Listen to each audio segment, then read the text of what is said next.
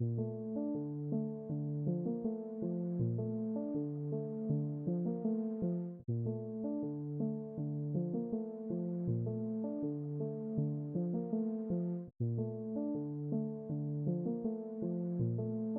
everyone, and welcome to another Apply Clubs event hosted by EASA's network. Thank you for tuning in.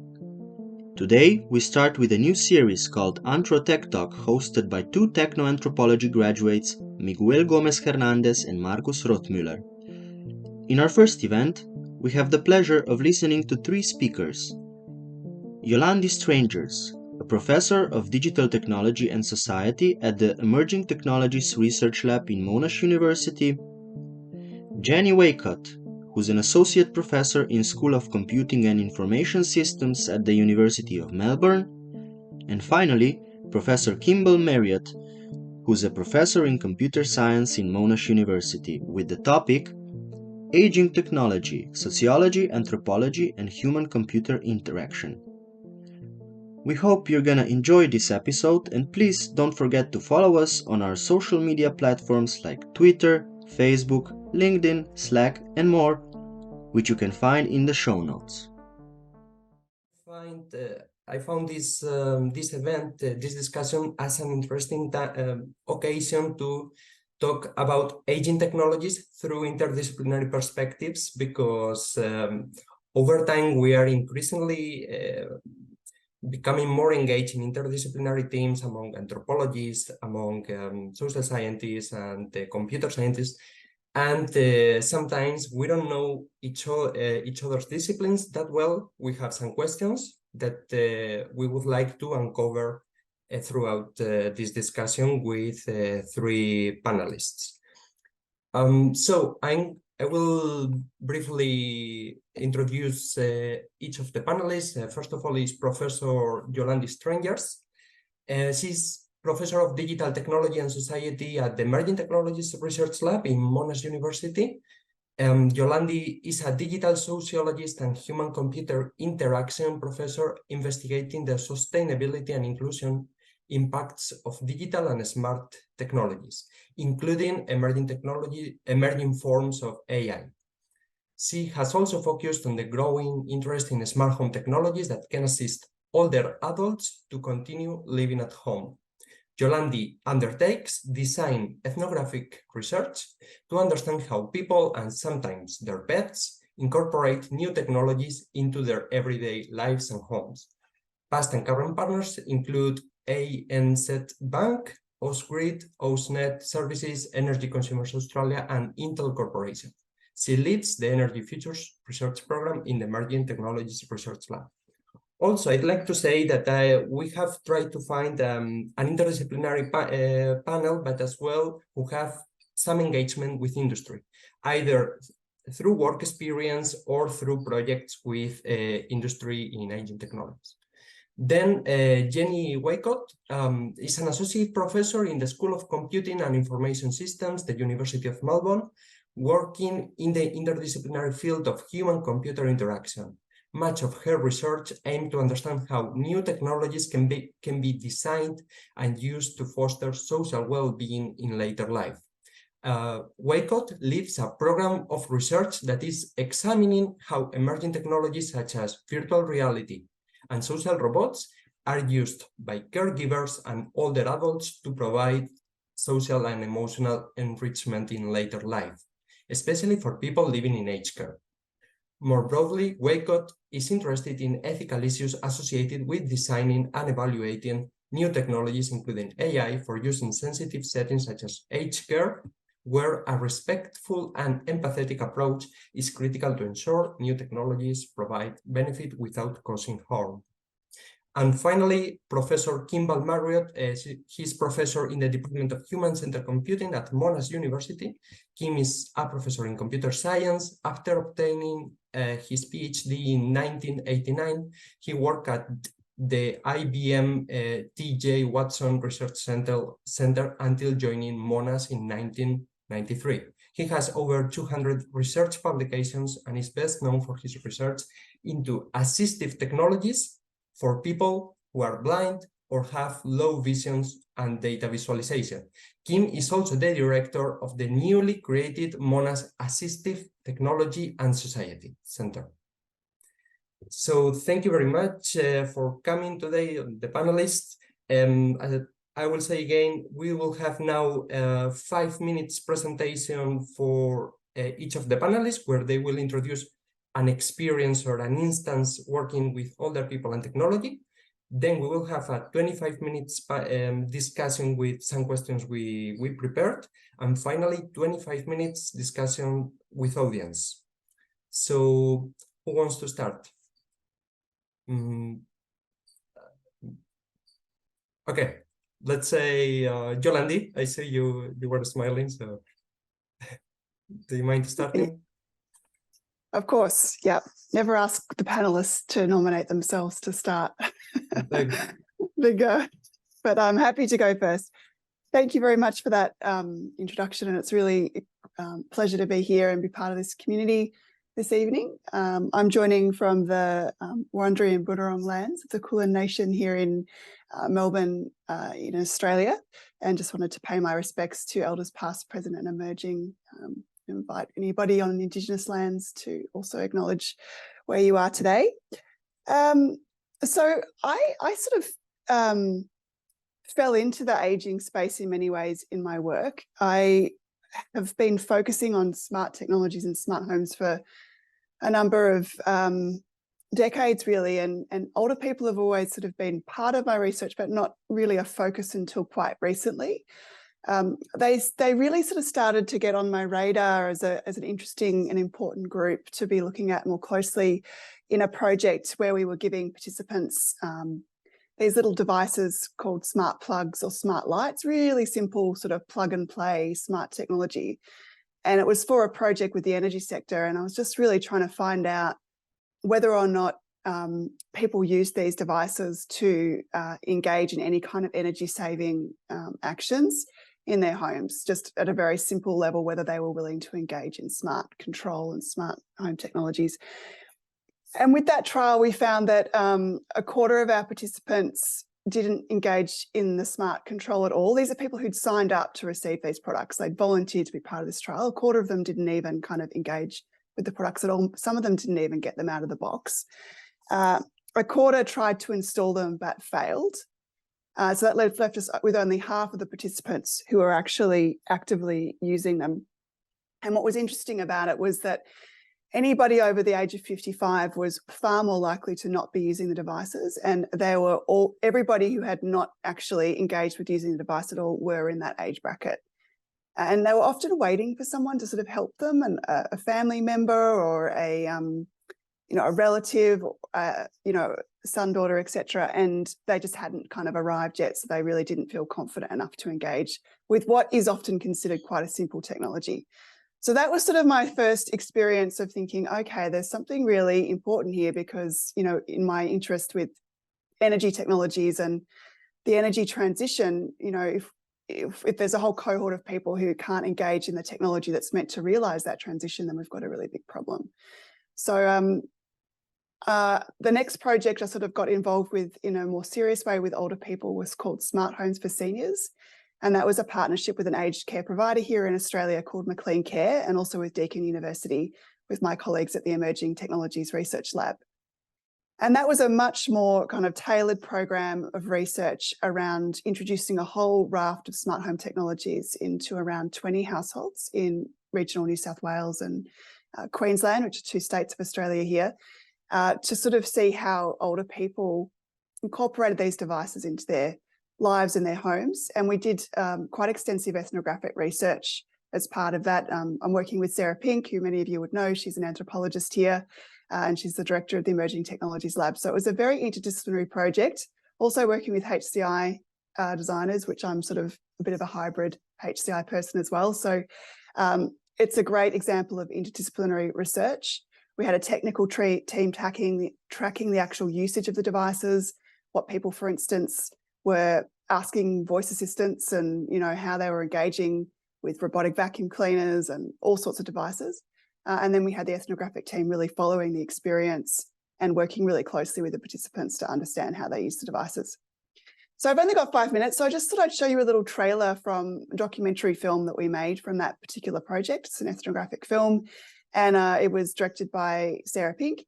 And it also features our colleague Melissa GQ, who was the lead researcher on that this particular piece of work as well. So I just thought I'd play that as a little intro to this particular project, and it can hopefully open up some more discussion. So I'll just share my screen. Here we go. Do you always say please when you talk to Google? I do. It's only habit. Manners. There are still many unanswered questions about how and where digital home technologies really fit into older people's lives. It's a bit daunting for someone of my age when you've got all this new technology I haven't been brought up with. This film joins a group of older people on their 6-month journey of living with smart home technologies in 2020. Our research team met with them in their homes in regional Australia. And you do need bright lighting in your bathroom at our age, because you can't afford to have anything on the floor because you're easily tripped over. Going everywhere, it's not marking out anywhere, you know. One day I said, hey Google, turn the jug on. Nothing happened. Didn't it? Sorry, I don't understand. Edna and Bob, Hilda and Owen, Beryl and David, Robert, Helen and Ken, John and Shirley showed us where smart home technologies brought new value and joy into their lives, where they became frustrated with them, where they needed support, and when they were concerned about the costs of internet access, electricity, and technologies.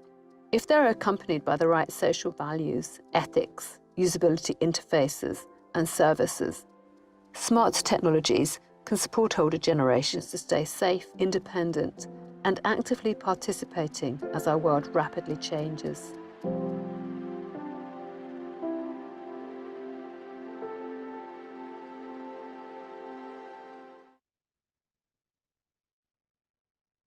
So there you go. That's a little intro to smart homes for seniors. And I think I'll leave it there, and happy to talk further about that piece of work and some of the things that we found when we get to the discussion.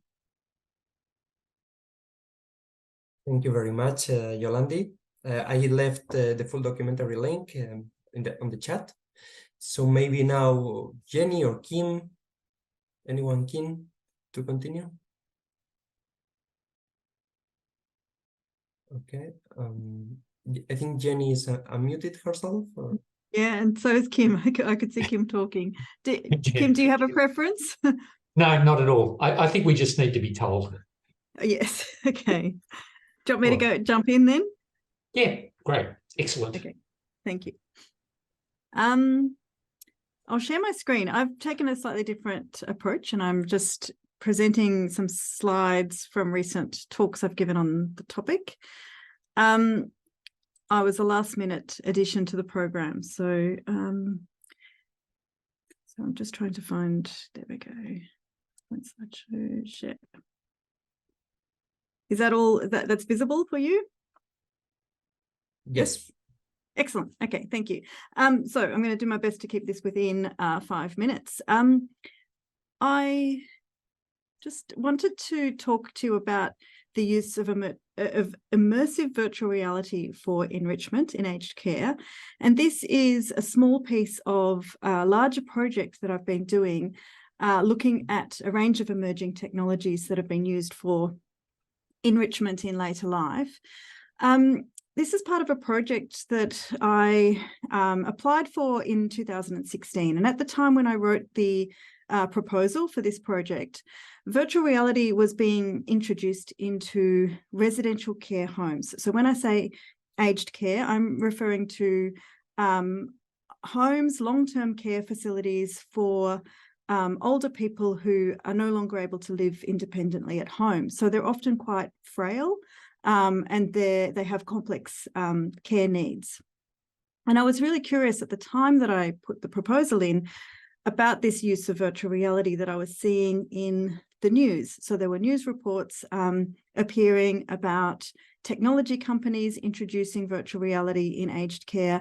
I wasn't seeing at the time a lot of research. That has changed a lot since then, but at the time I was seeing technology companies being profiled, but I was really curious about whether any research was being done, and I wanted to know, what were the benefits of virtual reality and what were the challenges, because this was a really complex, sensitive setting, and it's quite a, complex emerging technology to be introducing into this environment. And so that was the motivation for the project.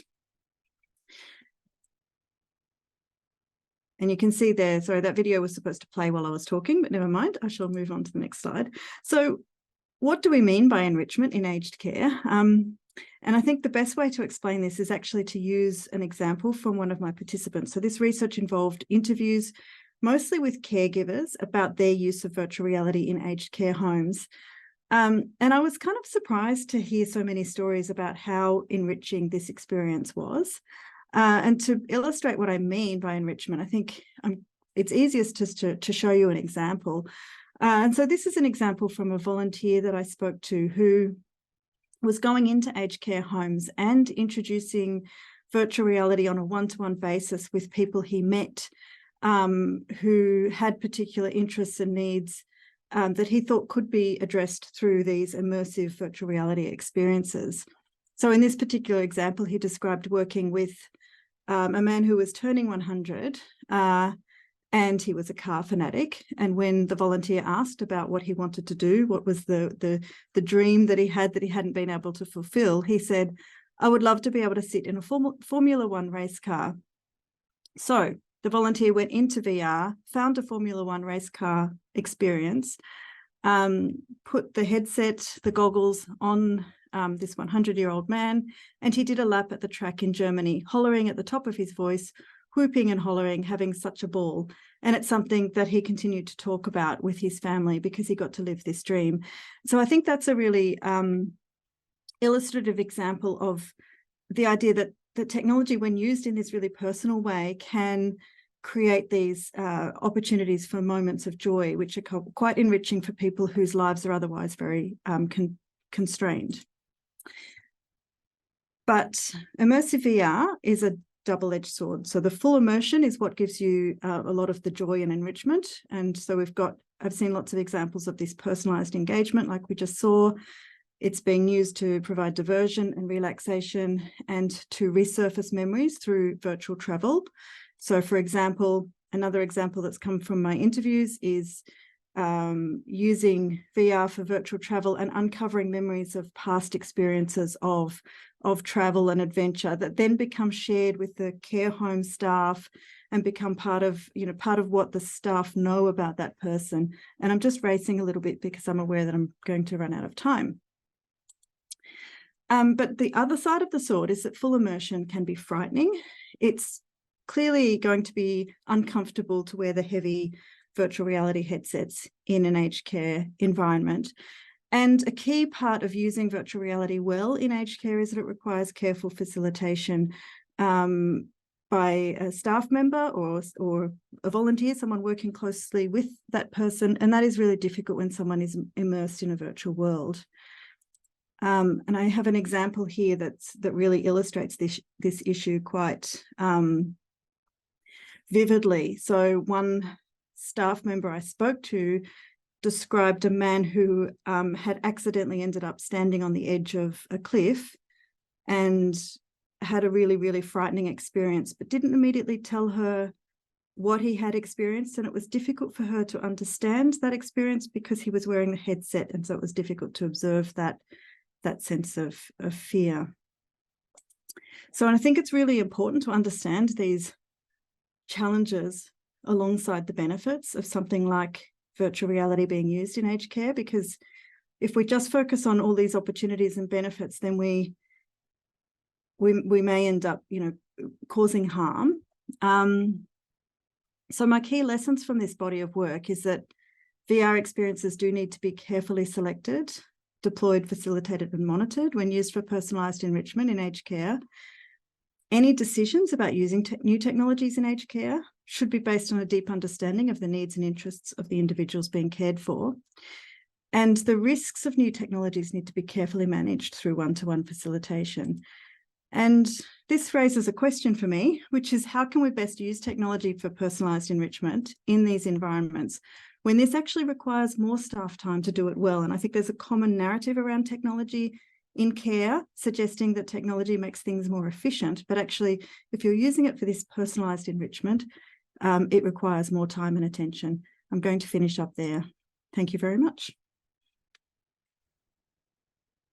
Thank you very much, Jenny, for your wonderful presentation. Now it's time for Kim to present a visual instance of your work with aging technologies. Thanks, Mingo. Look, it's a real pleasure to be here, and I'm really looking forward to the discussion. Like Yolande, I'd like to begin by paying my respects to the Wurundjeri and Boonwurrung peoples of the Kulin Nation and to the peoples of other First Nations on whose land people attending remotely are standing, and I pay my respects to their elders past, present, and emerging. So, as you've heard, my background, I'm much more of a computer science. My background is in computer science and technology. The reason I'm here is because I work in assistive technology, and I'm actually director of the newly created Monash Assistive Technology and Society Centre, which I encourage you to look for and find out more about. I'm not an expert in assistive technology and ageing. Rather, I work a lot in assistive technology for or with the blind and low vision community. However, vision loss is age-related, so many of the people that we work with are older. Nearly 10% of adults greater than or older than 55 have vision, a serious vision impairment. And I've also got personal experience of ageing. I've had 2 older parents with dementia, hearing, and vision loss. The sort of technologies that I use or work with are 3D printing, artificial intelligence, particularly conversational agents, computer vision, image enhancement, and mixed reality displays. I'm going to talk about one relevant project, so I'll just share my screen. And this was with the Bendigo Art Gallery. Bendigo is a small regional centre about 200 kilometres, 150 kilometres north of Melbourne, and it's got an absolutely excellent art gallery, which has exhibits that people from around Victoria and even around Australia come to visit. So because of that, the art gallery is a big part of the community. Everyone who lives in Bendigo goes along to the art gallery to see the latest exhibition. Everybody's talking about it. And the Bendigo Art Gallery realised that for blind and low vision people, well, this was quite a big issue because it's not only important for the blind and low vision people to have access to the art itself, but also for social connection. So we, as part of this project, we talked to blind and low vision people working or living in the area, and one of them had said how out there everybody is talking about the exhibition, and you really aren't able to contribute to that unless you've actually been to the exhibition and experienced the exhibition, and at the moment we can't do that. So over the last 5 years, we've had a project with the Bendigo Art Gallery to open up their collection to blind and low vision visitors.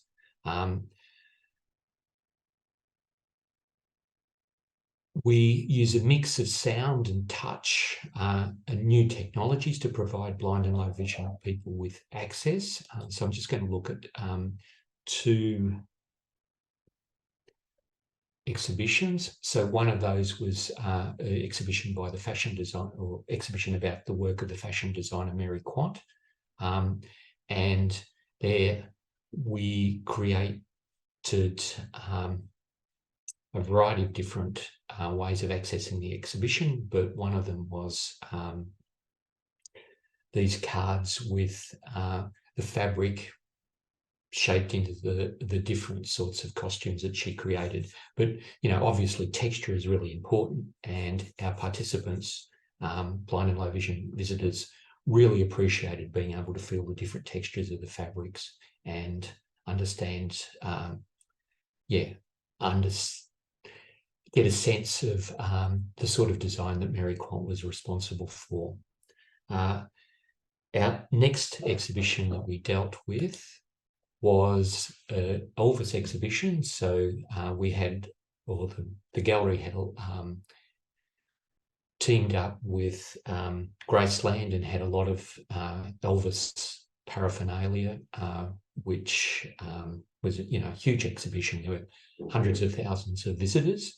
We ran 2 tours for blind and low vision people. I think about 40 people went through, and there one way we showed the exhibition was a low vision artist who was part of the team created a huge diorama of Elvis's life. So starting on the left was the little shack that he grew up in. Then there was a train that you followed with buttons that you could press to get more information, Hollywood sign, and then leading across to the Graceland mansion, and you can compare and see how large the Graceland mansion was compared with the other one, and how his life had changed.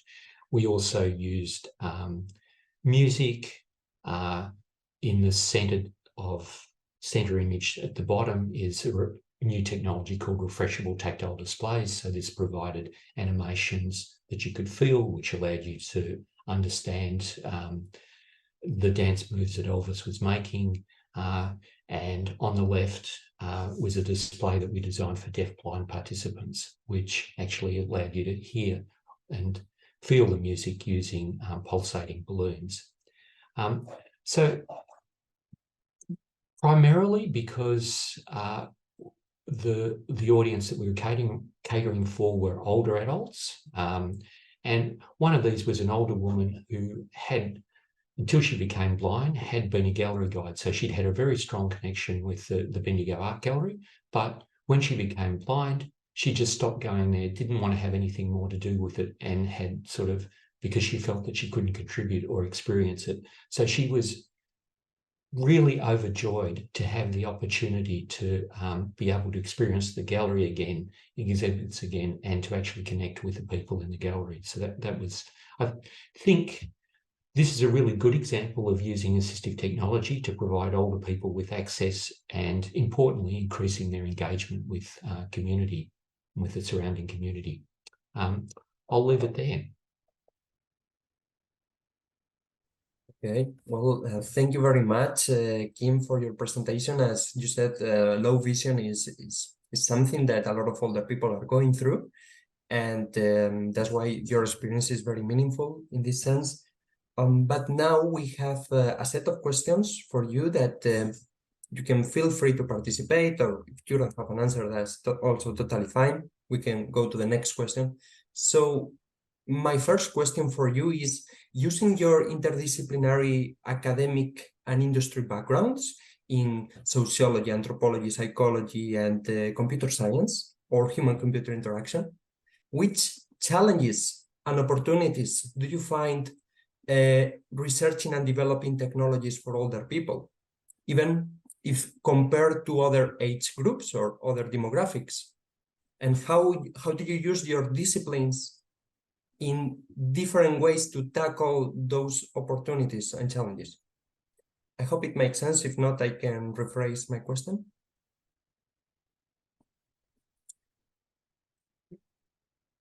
Okay, I guess if you like, I'll start just because I was last speaking. So I'm going to start with opportunities. I mean, clearly, well, within Australia, there's been a Royal Commission into aged care, which has highlighted massive problems with the current way that older Australians are treated in Australia and the way aged care works.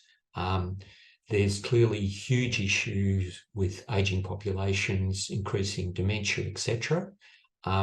So the opportunity is that there's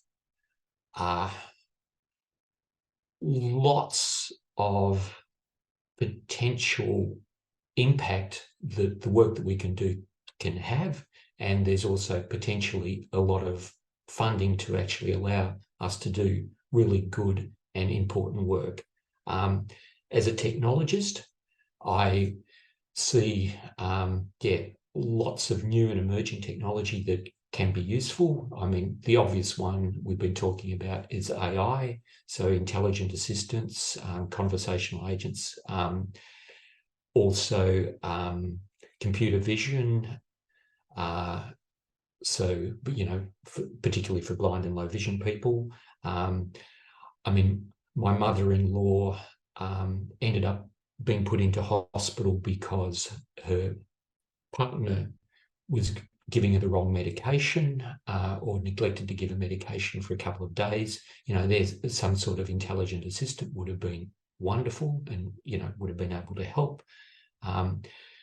You know, intelligent conversational interfaces for all appliances and devices rather than touch or buttons, because touch screens are really inaccessible for older people, you know, for a variety of reasons.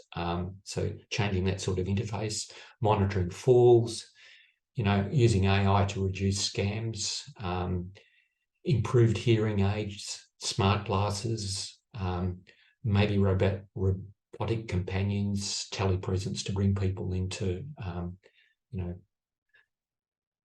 family members living away, etc. I think that all of these are big opportunities. But what are the challenges? Well, you know, frailty, multiple disabilities, lack of technology literacy, lack of confidence. As I talked about, difficulty using touch devices.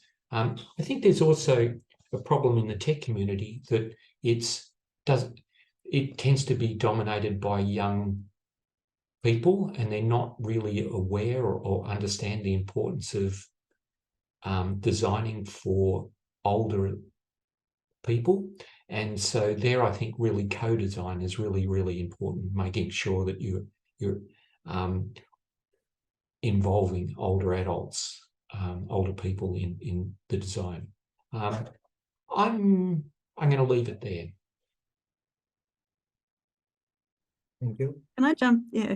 Can I jump in and add to that? So I agree with all of those, you know, opportunities and challenges. And I just wanted to, the interdisciplinary perspective that you asked about, I was, you know, thinking about that after you asked the question. And I think human-computer interaction, which is the discipline I'm in, is kind of interdisciplinary, inherently interdisciplinary. And so I'm kind of used to sort of using different perspectives as I approach these issues. And one thing that means is that I think it's really important to see the way technology is being used in context, and to understand that it's not a black or white situation. It's not necessarily that this technology is good in this situation or bad in this situation. There's often lots of areas of grey, and it's really important to understand those and to understand how we can get the best out of technology to improve people's lives, to improve care, to support care,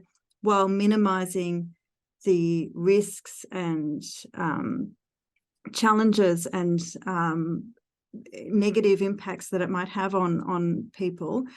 But one challenge that I have is that sometimes it's hard to ensure that perspective, that holistic view, is shared by others involved in the research or in the technology development and deployment. So yeah, I'm not sure how to make sure people do look holistically at the best ways to design and use technologies in different settings and for different people. Like, there's no one size fits all solution. That's one key thing that's come out of the work I've been doing, is that everybody has individual interests, needs, preferences. You know, we assume that older people aren't interested in technology, but I've encountered a lot of older people who are interested in technology. And so we can't kind of put everyone in the same category. So yeah, that makes it quite challenging. Thanks. So, yeah, I think it's a really interesting question about what the different disciplines bring. And I guess I sit across anthropology, sociology, and human-computer interaction. So I can kind of speak to those three. So for me, sociology sort of gives me that ability to ask very big questions about whether technology is even the answer or the right solution for whatever the problem is. I find often with HCI, you know, in any computing discipline, everybody is sort of this inherent assumption that technology will be the answer. And so the whole project is sort of designed around how do we create a better technology? How do we improve the technology? Whereas as a sociologist, I can often take a step back and ask a question like, you know, is technology the best way to solve this particular issue in the aging sector, or to address the aged care crisis, or to respond to that loneliness epidemic, or whatever it might be? So there's kind of a nice step back position there that I think sociology can give, and also that's what sociology does. It asks those really big kind of social questions, and it's nice to be freed from the requirement to have technology as the answer. So that's good, I think.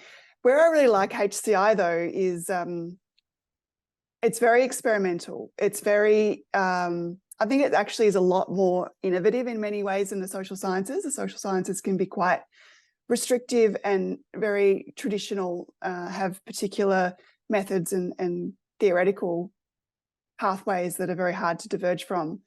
HCI kind of throws everything into the mix sometimes. You can argue whether that's good or bad, but it does free up the field and the discipline.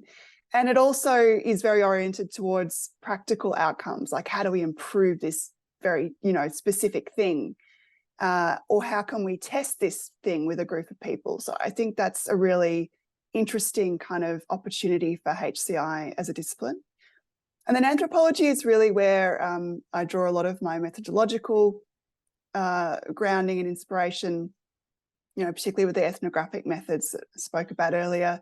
And ethnography is just such a great way of hearing people's perspectives from their own, you know, walks of life, really trying to understand whatever the issue is, you know, how it kind of translates into somebody's personal circumstances, and also allowing them to kind of tell their own story. I really love Sarah's, you know, method that she's developed over many years of documentary filmmaking from anthropology, because, you know, to that industry question that you asked, Miguel, I mean, that it just is such a powerful way of elevating those stories. I mean, I led the report and Sarah led the film, and I can tell you which one has got more attention. It's definitely not the report. So, although I think it might have taken a lot more time. So yeah, there's a lesson for me in that as well, in terms of, you know, how's the best way to get the message out and to engage the right stakeholders or the right people in whatever it is that you're trying to do. And I think anthropology has some, you know, amazing capabilities there. So yeah, some strengths and some weaknesses, I think, from the different disciplines there, and how they can kind of amplify some of the work that we're doing with older people. So I'd just like to reinforce something you said, Yolande. Yeah, you're right. Technology isn't the solution in a lot of cases, and certainly it is an issue with the HCI community and you know, technically focused or computer science community, that we go in and we just want to build new technology, and often we have a technology that we're invested in, and we'll go around, you know, it's a hammer looking for a problem or whatever. It's I work quite closely with Leona Holloway, who is actually a practitioner, was a transcriber working with blind and low vision people. And often, you know, I'll come up with a solution and she'll go, no, it's, you know, we don't need you know, we've got perfectly good things. So if you looked at some of the stuff that we did for the gallery, it was really low tech. It was just sticking pieces of fabric on cardboard. And that was a better solution than anything high tech. So I think that's really important. And I think it's really important to get input from practitioners, caregivers, as well as from the end users as well, whenever you're doing this sort of research.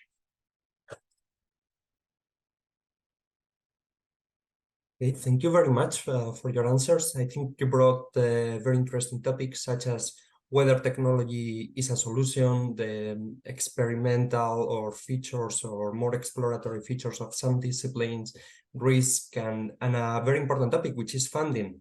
And where is the funding going? To which disciplines, and which projects? I think is an interesting question. But I also have another one. So considering your disciplines in sociology, anthropology, computer science, and HCI, what are our common and different ethical commitments, theoretical conceptualizations, methodologies and methods and paradigms, and using those differences or commonalities, how do these affect the lives of older people, design and roles of age tech, and adoption of age tech? I can repeat the question if you need.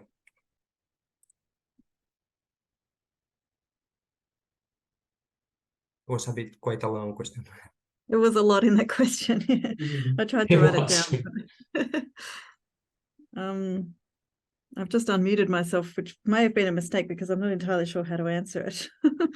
I mean, you said, I know I caught the start of the question, which was what are the common and different ethical commitments? And I think there's a really key common ethical commitment, which is do no harm. And you know, technology can, like, we can think that we're going to be, that we've designed something that's improving people's lives and that it's going to have positive impacts. But we always need to be mindful of the possibility that there might be unintended negative impacts. And we need to, you know, be careful, plan carefully to limit that, but also be mindful of the fact that when we do introduce technologies into real world settings, and I think it's really important, all of the examples that we've talked about, the studies that we've reflected on have all been technology in people's lives, you know, in real world settings, in the gallery, in people's homes, in the aged care facility. And I think it's really important to understand what happens when it goes out into the world, and to be ready to adapt, make changes, and to be mindful of the potential that there might, you know, it might not always be a positive outcome. It might be that this is not the right thing for this situation, as Yolande said. You know, it might be that technology is not the solution in this particular setting. Yeah, so that's the common ethical commitment. I left the question on the chat in case you want to read. Do you, Kim or Yolande, want to say anything? I can go next. Just to build on what Jenny was saying. Really, I think my experience, and maybe it's just through work with Sarah, is that anthropology is quite a advanced sort of ethical understanding of its, you know, how it works with participants, how it sees people as collaborators and partners in research. And I mean, I know anthropology hasn't always had that history, but I think contemporary anthropology has very strong ethical commitments in its methodological sort of stance, whereas some other disciplines, and you know, I'm just making generalizations here, but I have seen in some studies in computer science and you know, to a lesser extent probably in HCI, a more sort of extractive logic around particularly the qualitative research. So more kind of the framing of participants as subjects, or I mean, even the phrase users, I think is quite problematic because it limits people to a particular role in relation to technology. Whereas, you know, you don't just have to use technology, you could admire it, you could, you know, watch it, you could play with it, you could throw it out, put it in the bin, you could put it in a cupboard, throw away the key. You know, there's lots of kind of different ways in which you could think about people's relationships to people beyond their role as users or consumers. And anthropology, I think, has a better way of sort of framing that. So some of the framings of people, and I guess this is also speaks to the question of methodological differences. Some of the framings of people in the computer disciplines, I think, are a little bit problematic. And where that becomes an issue in some studies with particularly older people or anybody who's in a sort of vulnerable position, is that it can create further vulnerabilities. You know, Jenny spoke really well about the complexities about doing research with older people. And I know everybody, you know, Kim, your work's across, you know, very much across this as well, where, you know, you can't just sort of leave something with people and walk away. You also can't assume that they're going to be okay with it, that they're going to even be able to use it. And so there's often, you know, a huge amount of personalised support that sort of needs to wrap around any project with people in general, but with older people specifically, I think. We had a whole technical support team working with the older people that were in our study. We had a whole series of storms and power outages that knocked all the technology out regularly throughout the trial period.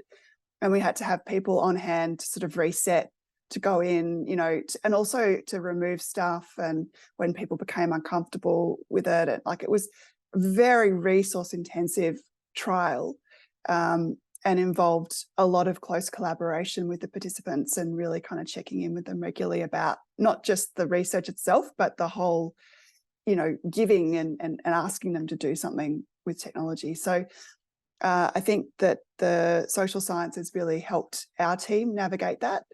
And yeah, I'm sure, look, I'm not trying to say anything terrible about HCI, because I know that there's also some really fantastic ethical research going on in that field. It's just, I think that anthropology's more kind of done a lot more thinking about that in terms of its disciplinary roots. I think what you're saying is fair. I think HCI it's a younger field, and it is very much a smorgasbord. I mean, people have come from all different sort of backgrounds, and HCI brings all of those different sorts of perspectives together. And perhaps, I mean, ethics has, I guess, always been somewhat important, but it hasn't been recognised as important as it is starting to be now. And their HCI is drawing on methods from sociology and anthropology. I've recently started doing, value-centered design, analysing things like that, but I think that's really important. But I think HCI can learn from other disciplines to consider ethics more. I just wanted to quickly talk about, well, what are some of the ethical issues that, at least for me, are important. I feel like we want to make sure that what we're doing is that it's not being driven by, and this is something Jenny said earlier, financial implications. You know, that we're just developing technologies that are a replacement for care providers. This shouldn't be just about a cost-cutting exercise, but rather an enhancement of life and current care. And, then, the sort of issues that technologists tend to focus on are probably things like privacy, bias in AI, and to some extent equity as well. Making sure, how do we make sure that the technologies that were being developed are actually going to be able to be used by all of the people who are going to be, who would benefit from using those technologies.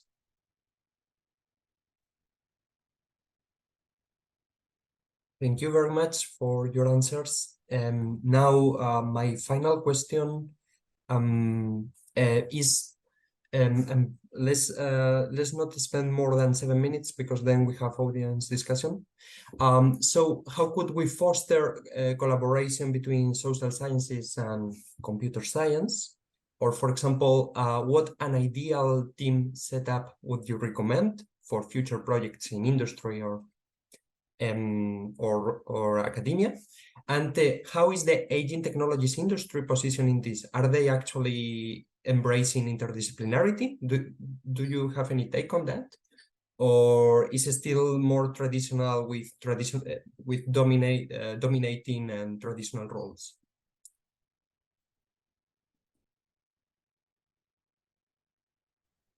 I can tackle the end part of that question. There's a lot in there. I just wanted to reflect on my experience working with an aged care provider here in Australia, McLean Care, who are just a wonderful partner to work with, and certainly really understood the value of interdisciplinary research, and were very keen to kind of understand, the opportunities for them as a regional care provider. So just to put that in context for those of you who aren't in Australia, Australia's you probably know, a very big dispersed country. And in the regional areas, it's very hard to get healthcare workers, aged care workers to go out and work in those communities. It's also quite difficult to access people in their homes and actually provide care. So there is a need for other alternatives to people, which, you know, in certain situations we just simply can't provide. This project also happened to coincide with the pandemic, when we couldn't also take and put people in, we couldn't offer care, person-based care in people's homes and in many settings in Australia because of lockdown restrictions and also health concerns. So we didn't actually know that when we were planning the project, but it ended up being that way. So having, you know, I guess it's an interesting contrast to what I said before, where technology isn't always a solution. In this situation, people couldn't always be the solution, and there did need to be some other form of care provided through technology. And so this trial was all about seeing how far smart home devices could go. Now, the recommendations and the conclusions of that study were, you know, quite similar to what Jenny was saying earlier, which is basically that, you know, this is never going to be able to be just a standalone replacement form of care. It absolutely has to be augmented and there to support a person-based care system. And it will always need support wrapped around it, which in many ways is probably going to be more intensive in terms of the people involved. They might not all be health workers. There might be a different kind of type of skill-based required in terms of what that system looks like, but there are still going to need to be people there.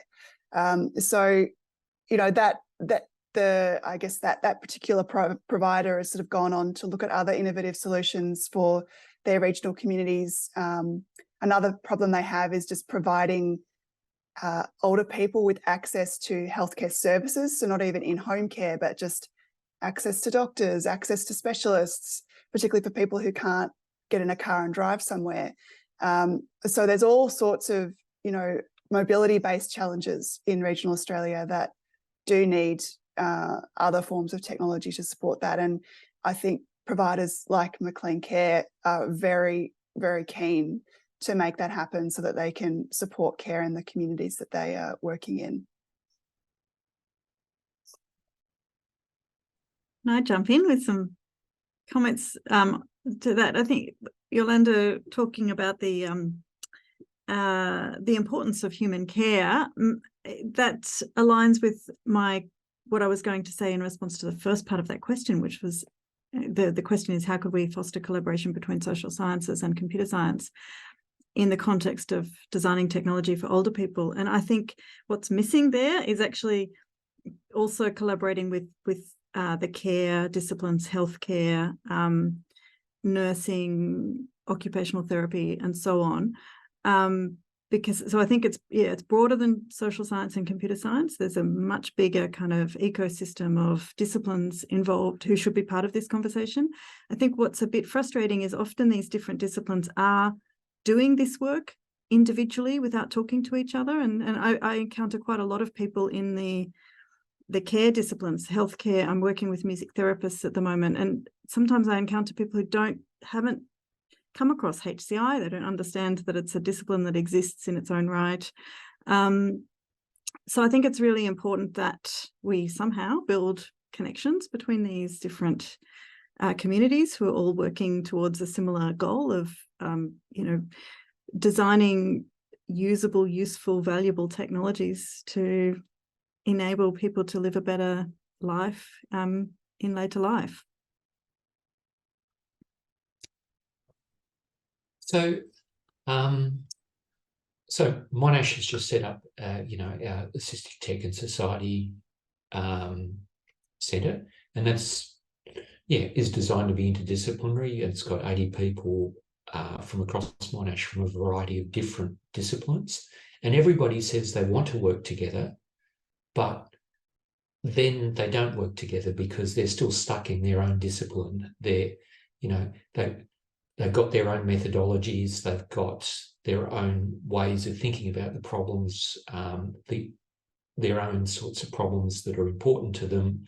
And it is really difficult to work with people from another discipline. It takes a long time to learn the language, to understand where they're coming from, to understand that, you know, they have a very different perspective. And I mean, that's incredibly valuable and rewarding, but it takes quite a while to do it. So there's a lot of inertia and there are a lot of reasons not to work together. So Jenny or Yolande, do you have any suggestions for how you get people, these interdisciplinary teams, to work together or to foster collaboration?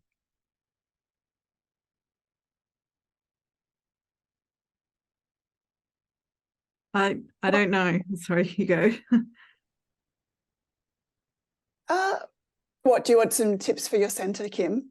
Yeah, well, I certainly wouldn't mind taking something away, but yeah. No, I just think it is quite tricky. And I mean, look, Yeah. the funding is one way. I mean, because I think for any big project, if you want to get significant funding from industry or from government, it certainly helps if you've got a multidisciplinary team. But often they're just multidisciplinary teams on paper, and it's hard to get them to actually really work together and actually really sit down and, have a proper transdisciplinary approach to the problem. Well, yeah, I mean, I think definitely through the funding path is the, because most projects in this space do want interdisciplinary teams. And so in order to attract and get the funding, you do need to assemble an interdisciplinary team. With our Smart Homes for Seniors project, we actually involved the technical researchers from Deakin in the ethnography. And that was great because they actually got to be part of the ethnographic research and see what we were doing.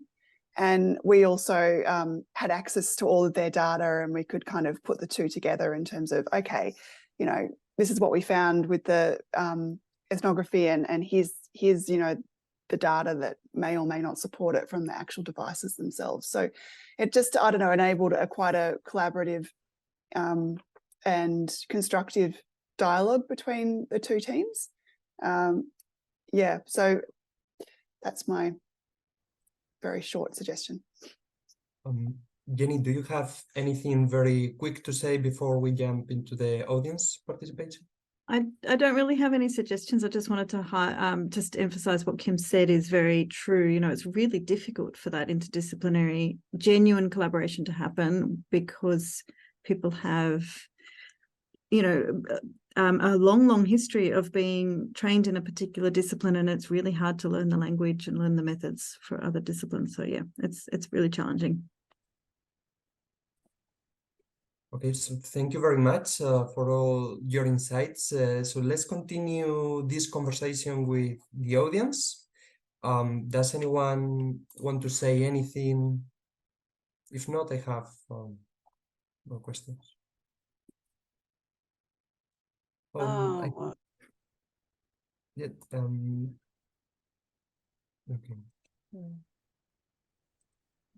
I think Jason is asking some, yes. Jason is saying, I wonder if you gather insights about gendered use of technology in the smart home, but also thinking about the F1 VR and if gender inequalities informed your research. I think this question is more for Jenny, but I don't know. I was going to leave it for Yolande to answer because I know you're an expert on gender and technology. But I think with the VR, yes, look, because I didn't have time to go into detail about that study, but we weren't in that particular study, we were not introducing VR, but learning from caregivers' experiences of using VR. And that the volunteer who introduced the Formula One activity did have a lot of examples from men that he had met and worked with and used VR with. So I don't know if that was, we didn't really look at the gender issues, but anecdotally, certainly there seemed to be interest in his particular experiences with connecting with men's interests through VR. But there's also been the video that I had at the start of my presentation that didn't really play but was supposed to play in the background, that was a really, really enthusiastic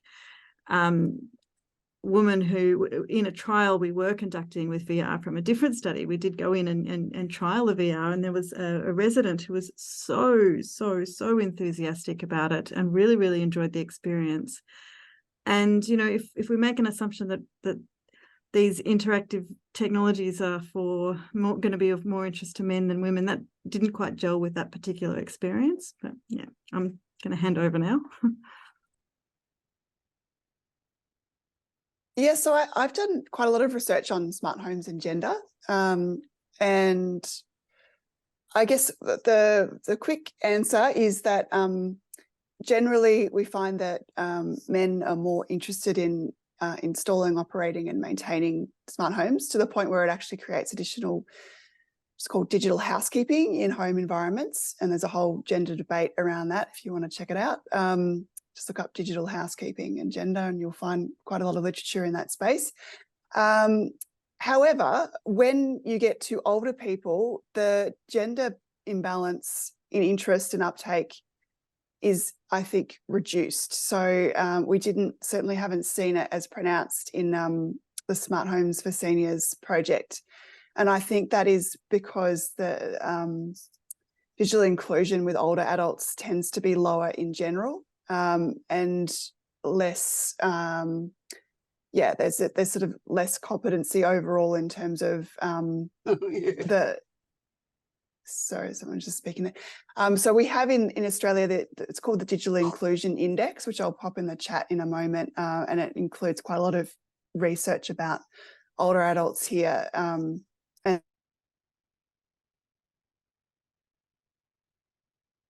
We can't hear you, Yolande. I think you are muted. Sorry, I'm not sure when I went on mute. Yeah, we can hear you now. Sorry, there was a technical problem. I don't know where I got to, so I'm not quite sure. But so I was just saying that, yeah, with older adults, it's less pronounced, and there's a digital inclusion index which sort of points to the more the issues more broadly in the older adult population. And I think that's why we sort of see less of that gender difference when we get into the older community. And in fact, also because there's so many other health concerns and issues. So in our study with Smart Homes for Seniors, quite often it was actually in a heterosexual partnership, it was the woman who was sort of really interested in the program and sort of taking it forward. There were a couple of households where some of the participants had quite significant health concerns, bordering on dementia in a couple of cases. And where that occurred, of course, it was the other partner that was really, setting everything up and making sure that the trial was sort of going smoothly. So there was just more variation in that older age group, which changes the gender dynamic.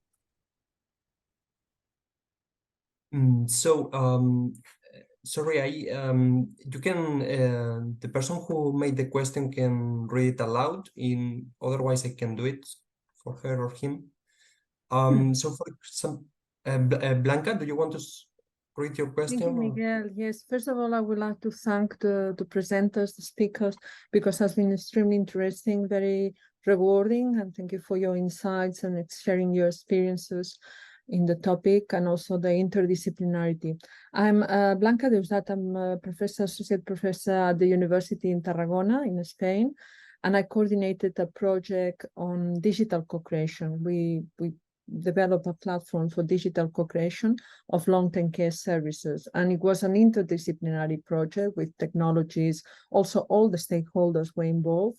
I mean, practitioners, social sciences, anthropologists, sociologists, and was exactly very, very, as Jenny Waycott said, very, very challenging, because we need to make a glossary of different words. And I mean, all our work about what was meaning in each disciplinary what also, was oriented from social sciences, led by social sciences, but technologies were very pushing. So it was a kind of trust, also disciplines, and was quite challenging, but very, very interesting. And my question was about if you have experience about the approach of co-creation.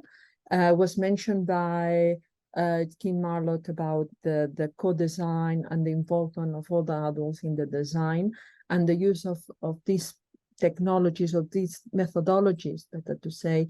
It is not easy to get involved, but I agree that we cannot be ageist. There are older adults that have skills, have digital literacy.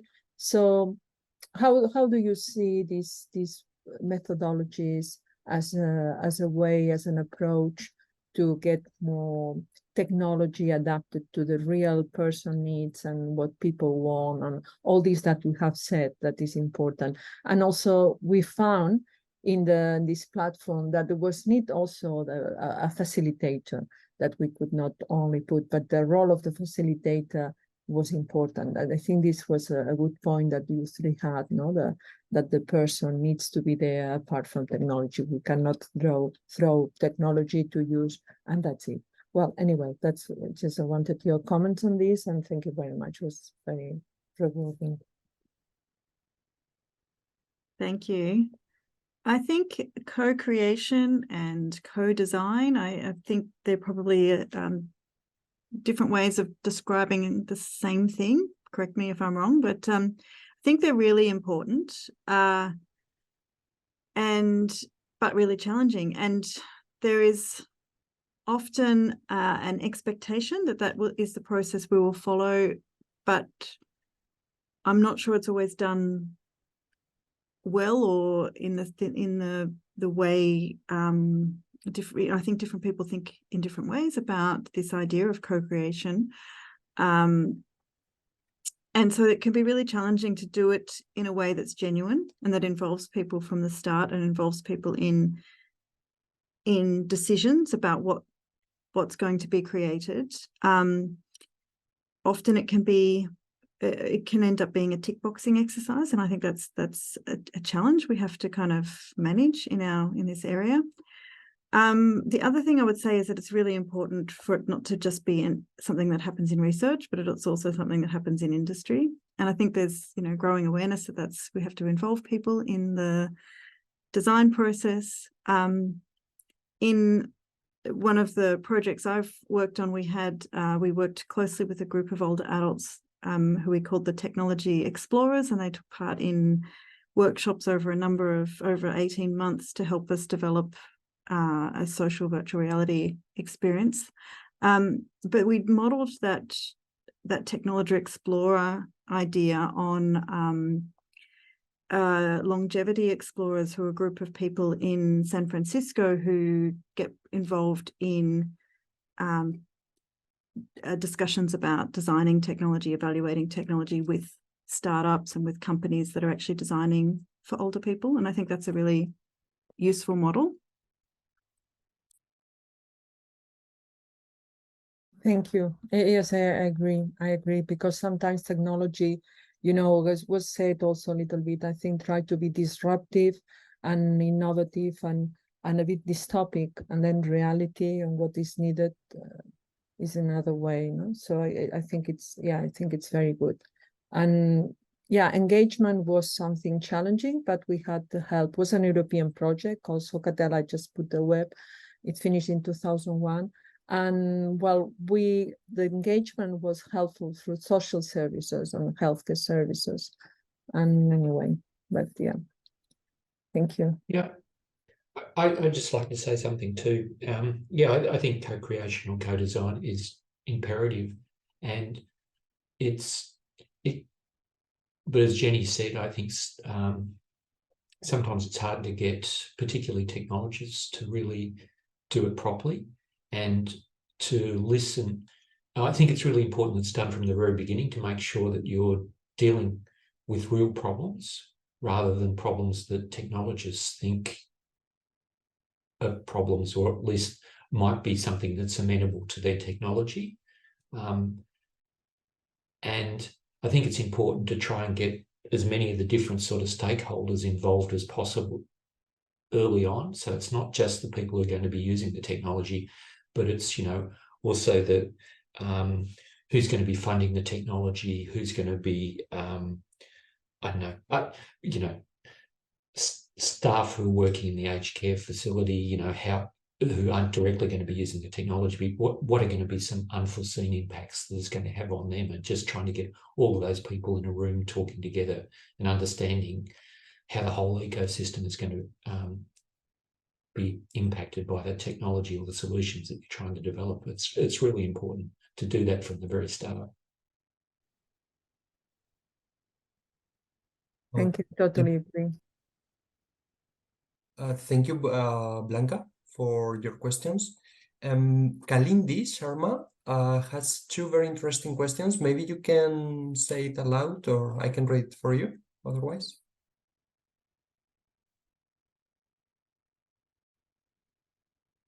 Well, okay, I can read it. She said something.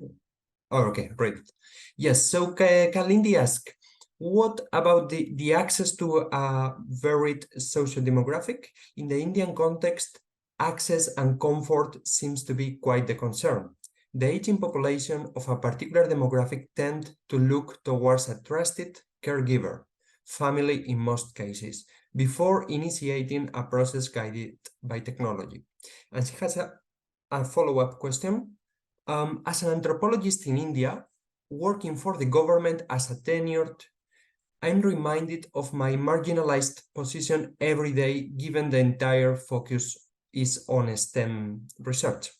So pretty much relegated to the margins. Interdisciplinary collaborations mean that the principal investigator will be a technologist, and social scientists, humanities scholars, will be advisors to a specific domain alone. How do we overcome such biases in the academic community, because these biases resonate with the policies of funding agencies?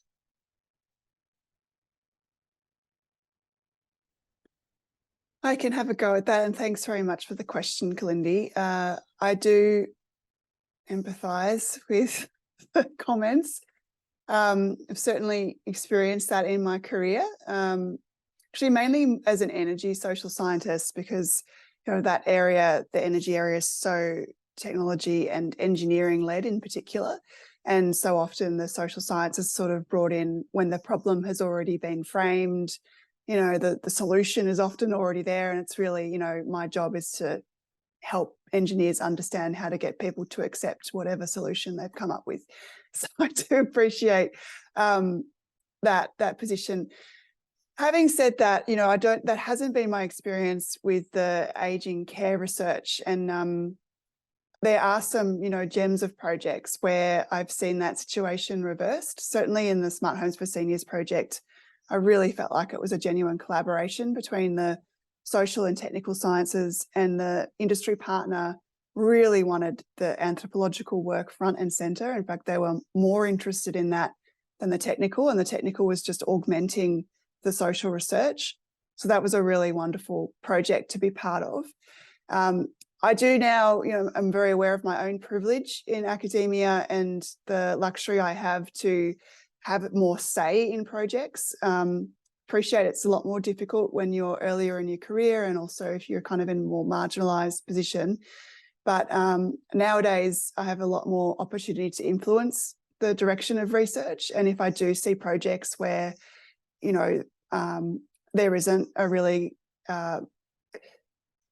genuine and collaborative role for the social sciences, I question my involvement, or I make requests and have conversations about that with the team and see if there's anything that can kind of be changed.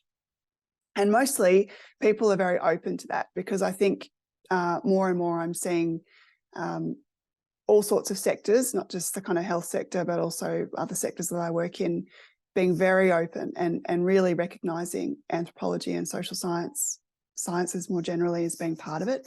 I'm also, another little piece of information, I guess, from over here in Australia is that our degree programs, our double degree programs with the humanities, now have the highest rate of graduation of any degree at Monash University.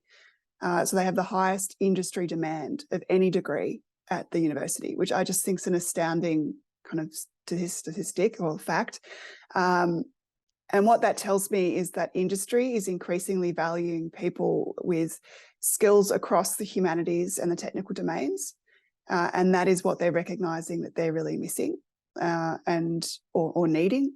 And so I do see that as a kind of broader shift in industry, at least here in Australia. I can't speak to other locations around the world, but certainly here, real valuing of social science research and input as really absolutely essential to solving not just the issues in the ageing sector or the healthcare sector, but, issues more broadly. So That's my my take on that one. Kim and Jenny, did you want to add anything to that?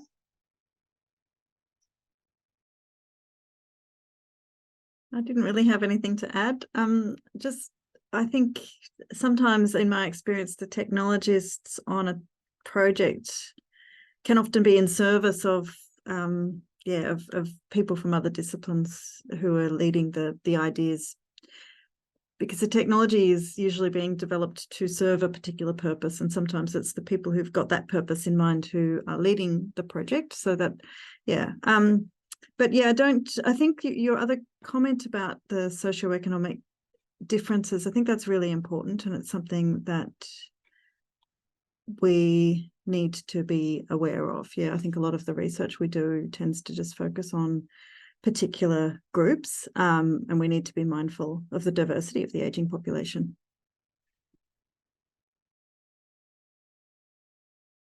I don't have anything more to add to that, except I think that's really important. Think about different countries and the different conditions in those countries. Be aware of that. Perfect. So is there any other question from the audience? Maybe another comment. You don't need to ask anything. I think Simon wants to say something. Yeah, thank you. No, I was just thinking about sort of the discipline that we've talked less about, but that one of you mentioned, now I can't remember who it was, but sort of the people working in aged care, or the caregivers, whether formal or informal. And I often see, so I work with people with dementia in nursing homes and technologies in nursing homes. And I often experience staff not having the skill set or being educated to do what's now needed with technology. So I feel like there's quite a radical change in what their tasks are happening right now. And I think, so I don't have like a clear question, but I think that's important to keep in mind. And I was wondering if you have any thoughts about this kind of changing. Maybe it's also completely new people that come in. Maybe we have to rethink these disciplines. Do you have any thoughts? I think we have to be mindful too that people work, certainly in Australia, and I think it's probably across other countries as well, but people working in that environment are often really overworked and stretched, and they've got way too much to do in a short amount of time. And it's really difficult to introduce, a new task, because technology often becomes a task in itself, even though it's supposed to support what people are doing. Often it becomes the focus. So being mindful of what kind of environment people are working in, and incorporating that into the way we're designing technology is really, really important.